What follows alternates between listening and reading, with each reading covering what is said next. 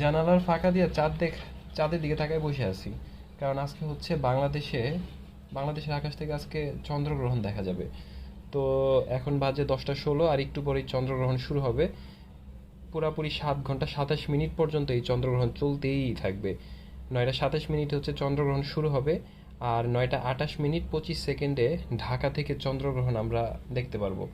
তো আস্তে আস্তে দেখা যাবে যে পৃথিবীর ছায়া চাঁদের দিকে পড়তেছে, চাঁদের উপর পড়তেছে। তো দেখতে দারুণ লাগবে যে কোনো একটা কিছুর ছায়া, মানে পৃথিবীর ছায়া আস্তে আস্তে দেখা যাবে যে চাঁদে পড়তেছে, আমরা এটা দেখতে পারবো পৃথিবীর ছায়াটা। আর যখন পুরোপুরি পৃথিবীর ছায়াটা চাঁদের উপর পড়ে যাবে, তখন চাঁদটা হচ্ছে লাল রঙের দেখা যাবে, একদম টুকটুকে লাল রঙের। তো এই বিরল দৃশ্যটা দেখার জন্য সবাই চাঁদের দিকে তাকায় থাকেন।